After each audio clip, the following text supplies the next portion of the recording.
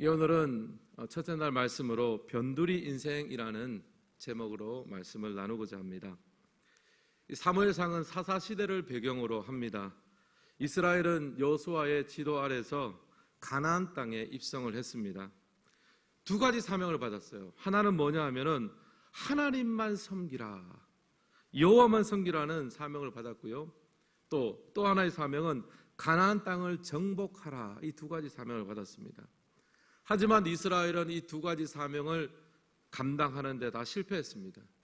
첫 번째 사명, 하나님만 섬기는 데도 실패했습니다. 우상 숭배를 함으로써 신앙이 다 섞여버렸어요. 또 가나안 땅을 정복하라, 이 사명도 제대로 감당하지 못했습니다.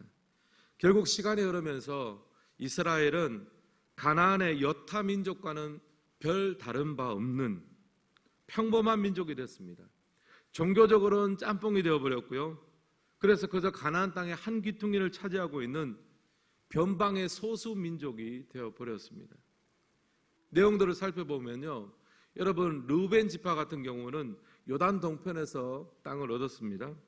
근데 원래 그 땅의 주인이었던 모압이 힘이 세지니까 사실상 르우벤 지파는요 소멸되고 말았습니다.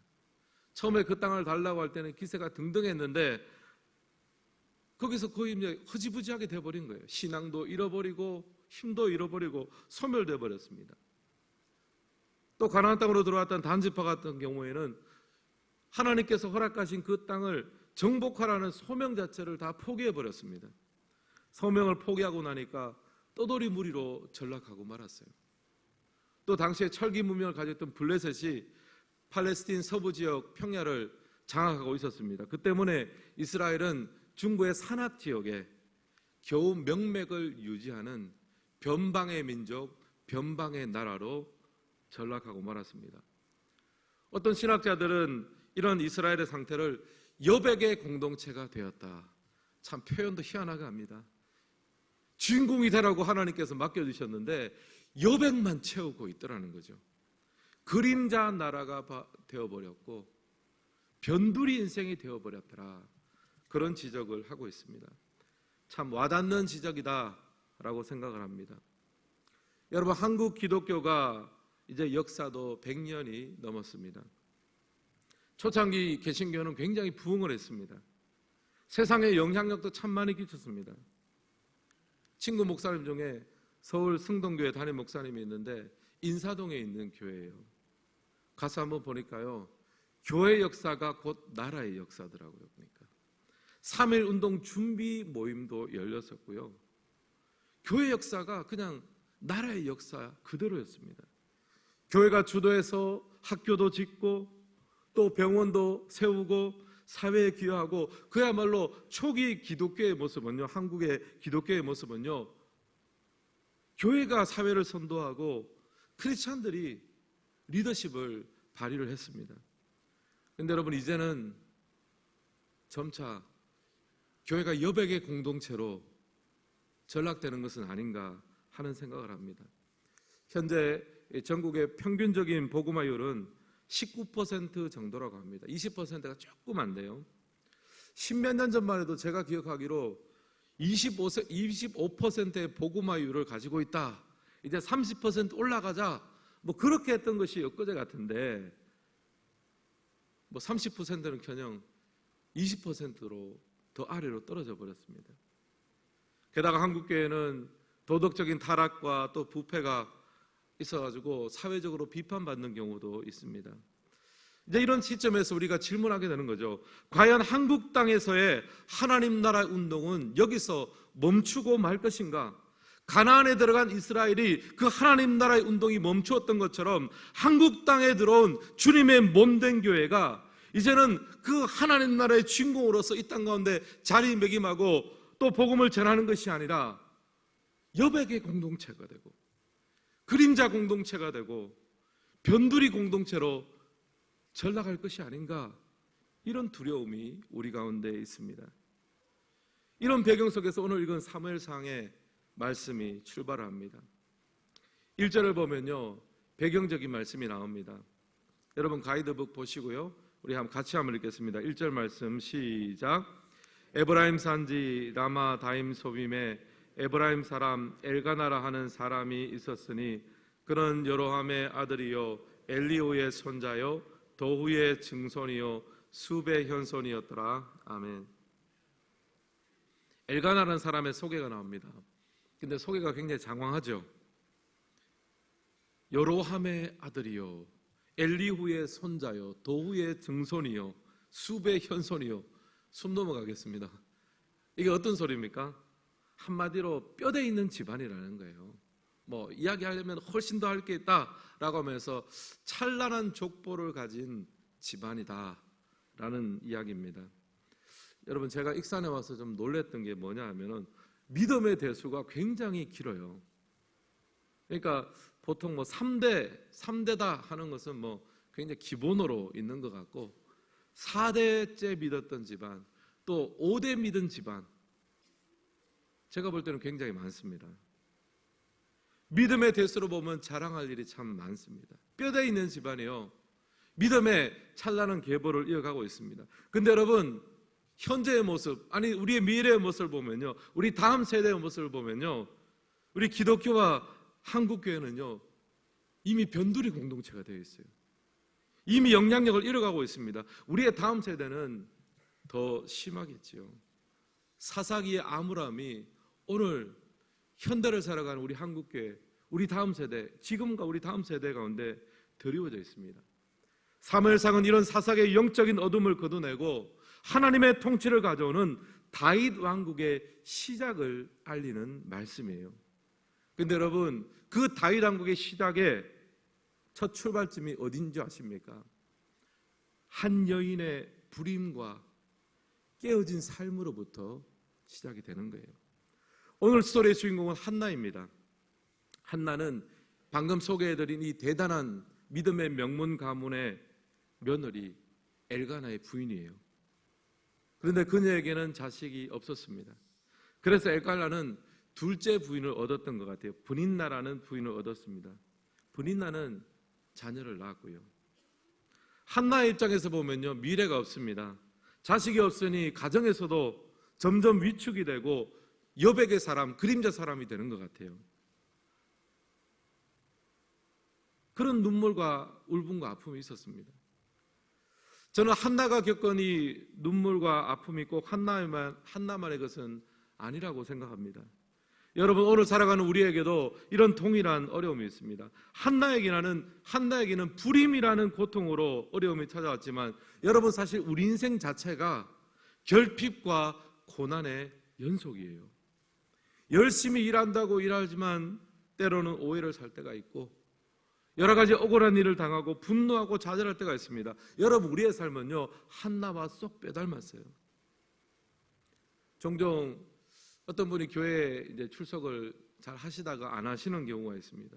직간접적으로 들어보면은 교회에 와서 상처받았다라고 하시는 분들이 종종 있습니다. 또 누구 때문에 실족했다, 어떤 말 때문에 상처받았다, 그런 분들이 의외로 있어요. 이야기를 들어보면 우리 안에 어떤 분노나 좌절이나 상처의 마음들이 있습니다. 둘러보면 한나들이 많아요. 김한나, 이한나, 박한나, 조한나. 성은 다르지만 우리 모두는 마음속에 한나의 그림자를 다 가지고 있습니다. 또 특별히 요즘에 한나하고 좀 제일 비슷한 상황에 있는 사람들이 있는데 우리 청년들이에요. 요즘에 N포 세대다 그런 말도 하지 않습니까? 원래 처음에는 3포 세대라 그랬습니다. 뭐냐 하면 세 가지를 포기한다는 말이에요. 연애를 포기하고 결혼을 포기하고 출산을 포기하고 여기다가 이제 몇 개가 더 붙여가지고 그 다음에 취업을 또 내 집 마련을 건강을 외모를, 그래서 N자를 붙인 것은 얼마든지 개수를 늘릴 수 있다는 말이죠. 우리 청년들 생각하면 얼마나 그 마음 가운데 좀 열심히 또 수고하고 애쓰잖아요. 그러나 그럼에도 불구하고 포기하는 것들이 많고 이루어지지 않는 것이 참 많은 시대를 살아갑니다. 울분과 좌절과 상처가 우리 안에 있어요. 사랑하는 성도 여러분, 오늘을 살아가는 우리 모두는 한나와 같은 상황에 있습니다. 태가 막혀 그 어떠한 미래도 꿈꿀 수 없었던 한나처럼 여러분, 우리 나름의 상처와 아픔과 문제로 하나님이 허락하신 이 약속의 땅과 같은 우리 인생 가운데서 하나님 나라의 주인공으로 사는 것이 아니라, 인생을 펼쳐가는 것이 아니라 이리 치이고 저리 치이고 위축되어져서 주인공으로 살아가는 것이 아니라 여백의 인생으로, 그림자 인생으로, 변두리 인생으로 살아가고 있지는 않습니까? 여러분, 그런 상황에 있다면 이번 특세를 통해서 하나님 나라의 통치가 우리 삶에 완전 회복되기를 주님의 이름으로 축원합니다. 여러분, 우리가 그런 간절한 마음으로 이 첫날 맞이했으면 좋겠습니다. 오늘 본문 속에 보면 한나가 브린나라는 브린나와 갈등을 하고 있어요. 6절 말씀 우리 같이 한번 읽겠습니다. 6절 시작. 여호와께서 그에게 임신하지 못하게 하심으로 그의 적수인 브린나가 그를 심히 격분하게 하여 괴롭게 하리라. 아멘. 6절 하반절을 보시면요, 브린나는 한나의 적수로 나옵니다. 라이벌입니다. 한나 입장에서는요, 자기의 인생을 괴롭게 하고 방해하고 어렵게 만드는 사람이 누굽니까? 브린나죠. 브린나가 이 모든 원인의 제공자입니다. 브린나만 아니면 내 인생이 그래도 좀 나을 텐데, 브린나는 한나의 상처를 자극하고 아픔을 불러일으키고 열등감을 불러일으키는 거예요. 한나의 적수는 브린나였습니다. 그런데 하나님은 전혀 다른 말씀을 하죠. 사무엘상은 전혀 다른 말씀을 합니다. 우리 사무엘상 1장 5절 말씀 다시 한번 같이 읽겠습니다. 시작. 한나에게는 갑절을 주니 이는 그를 사랑함이라. 그러나 여호와께서 그에게 임신하지 못하게 하시니. 여기 하반절에 보면 한나에게 자녀를 허락하지 않고 불임의 아픔을 허락한 분은 누구십니까? 하나님이었다라고 합니다. 하나님의 뜻한 바가 있었습니다. 여러분, 굳이 따지자면요, 한나의 적수는요, 브린나가 아니라 하나님이셨습니다. 싸우려면 한나와 싸우는 것이 아니라 하나님과 싸워야만 했습니다. 씨름을 해도 하나님하고 해야 되고 해결을 봐도 하나님과 해야만 됐습니다. 사랑하는 성도 여러분, 저는 오늘 이 새벽 여러분에게 이 말씀을 드리고 싶습니다. 여러분, 우리에게 있는 좌절과 실패와 아픔을 하나님께 나아가는 도구로 삼으시기를 주님의 이름으로 축원합니다. 여러분, 한나에게 이런 아픔이 없었다면 한나가 하나님 앞에 그렇게 간절히 부르짖었겠습니까? 한나에게 이 아픔이 없었다면 그녀는 좋은 가문의 며느리로서 아쉬움 없이 살았을 거예요. 그러면 사무엘도 없고 다윗 왕조도 없습니다. 여러분, 우리의 아픔과 상처와 억울함을 원망과 좌절의 제물로 삼지 마시고 하나님 앞에 나아가는 통로로 삼고 그 기도의 자리가 우리의 변두리 인생을 변화시키는 능력의 길이 될 줄을 믿습니다. 여러분, 하나님께서 우리에게 허락하신 우리의 삶을, 여러분, 왜 우리가 변두리 인생으로 살아갑니까? 여러분, 그렇게 손해내게 살지 마세요. 하나님께서 우리에게 약속의 땅, 우리의 인생을 하나님께서 우리 허락하여 주셨고 우리의 삶의 자리로 내어주셨는데, 여러분, 우리가 정신을 똑바로 차려서 하나님을 주목하지 못하고 하나님과 함께 기도의 자리에 나가지 못하고 하나님과 씨름하지 못하면요, 우리는 점점 밀려날 수밖에 없어요. 괜히 사람 보지 마세요. 브린나 보지 마세요. 내 앞에 있는 울분과 상처 보지 마세요. 여러분, 오히려 그것을 하나님 앞에 기도의 자리에 나가는 디딤돌로 삼으시기를 주님의 이름으로 축원합니다. 여러분, 성도는요, 눈앞에 보이는 사람하고 다투고 원망하는 사람들이 아닙니다. 성도는 하나님과 씨름하고 하나님 앞에 살아가는 사람들입니다. 야곱이 약복 강가에서 하나님과 씨름한 것처럼 여러분, 오늘 이번 특세 기간 동안 하나님과 씨름하고 하나님과 해결 보시기를 주님의 이름으로 축원합니다. 여러분, 그럴 때 사사기의 어둠이 그쳐지고 다윗 왕조의 하나님의 그 통치에 그 능력이 우리의 삶 가운데 일어나게 될 줄 믿습니다. 한나가 브린나와의 싸우는 자에서 박차고 일어나 기도의 자리에 나갔던 것처럼 이번 특세 기간 동안 우리의 기도의 자리가 회복되고 우리 가운데 영적인 어둠이 온전히 걷어지기를 소망합니다. 여러분, 이 마음에 소망 가지시고 이 특세 첫날 하나님 앞에 간구하십시오. 부르짖으십시오. 하나님, 내 앞에 있는 저 본인 나와 싸울 것이 아니라 이 상황과 환경이 아니라 주님과 씨름하고 주님과 해결보는 하나님 아버지, 그 기도의 자리가 내 인생의 변두리 인생을 걷어치우는 복된 기도의 자리가 되게 하여 주옵소서. 여러분 기도하시고 이번 기도 내내 하나님, 그 놀라운 기도의 자리가 우리에게 회복되게 하여 주옵소서. 기도하시고 응답받는 우리 모두가 되시기를 주님의 이름으로 축원합니다.